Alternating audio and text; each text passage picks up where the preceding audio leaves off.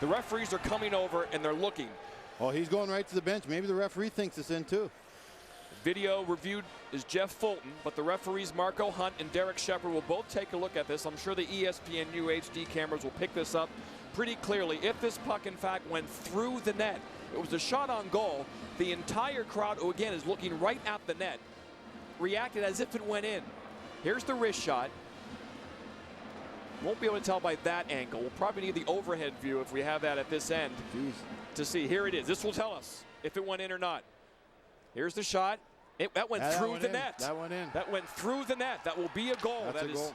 The overhead view tells all. It was a rocket of a shot. ESPN UHD cameras picking it up from high above. And Bobby Butler will get the goal. He will tie the game at 1. Now they have to go back and figure out how much time was on the clock when that puck went through the net. Well, we talked about Bobby Butler. We said he's a sniper, a pure goal scorer. You see that wrist shot? That's a long way out. And he beat Scrivens, who's on top of his game right now, and beat his glove side, or beat the blocker side. Yeah, definitely a goal. Went right through the net. Once again, clearly it goes through the net right there. This could be like when Shea Weber put it through the net in the Olympics. Remember, there wasn't even a hole. That's right. Just a black mark where it went through. But there's no doubt that is through the net. And now, but one reason why it might take so long is because they need to look at the clock to see how much time was left. So Bobby Butler should be awarded the goal.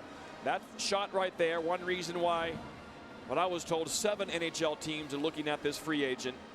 With a release like that, highly sought after free agent, scores his 28th goal of the year. The senior out of Marlborough, Massachusetts, and Dick Umili's squad should just tie this up. Well, and he's not just a goal scorer, John. You saw him block shots, killing penalties before. You know, he's a complete player. That's why he's so attractive. He's a guy that sticks his nose in. He wins physical battles. He can play power play, kill penalties, 5-on-5. He gets it out around the wall. Bobby Butler's a very good hockey player, just not a one-dimensional goal scorer. I'm not sure what they're looking at, Brad. This, unless they're looking for the clock, because this is clearly no, in. I think it's got to be the clock they're looking at, because obviously.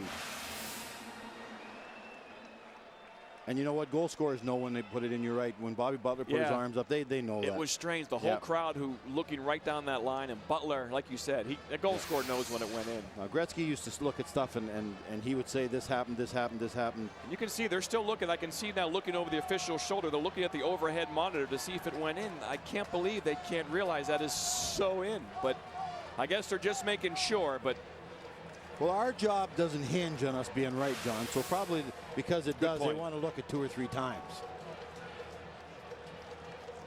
Right now, I got to think it's a clock they're worried about. Marco Hunt and Derek Shepard, both of the WCHA.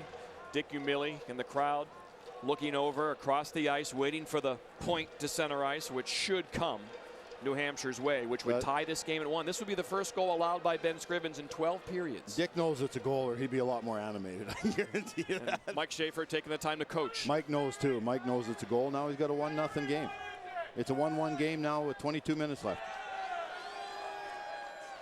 John has just gave the goal sign to the crowd. All the people want to know, Barry. They're impatient. This shouldn't take this long. It's clear as day. This is Cornell fans. They don't want to know. I know. They want the bad news. But I'm a journalist, Barry, and I got to be. I play no favorites. I don't care who wins. I just want a great game with a fair ending. Well, I think we're going to have a great game with a good ending after this. Well, fair ending, and what's No, UNH deserves a goal. You're right. The way they played so hard. They carried the play most of this game.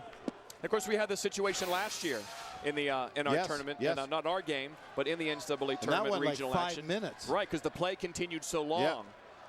That's a great shot by Butler. We will see the point at center ice, and this game will be tied 1-1. Like Scrivens is on top of his game right now, and to be beat with a wrist shot from that far out, that's a great shot.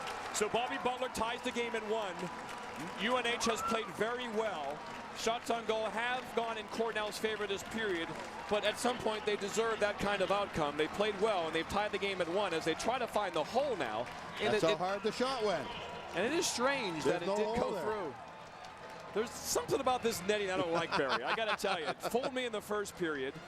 And maybe the twine expands in certain spots, and maybe didn't even rip a hole in it. Maybe just expanded through one of those. Well, there isn't a hole there. They checked. There's no hole there. He must have perfectly got in there and just expanded the width of the puck. During the Olympics, same thing happened with Shea Weber, but he shoots at 106 miles an hour. All right. That was a hard shot. I don't think it was 106 miles an hour, though. So Mike Schaefer now, does he coach differently? It's 1-1. They play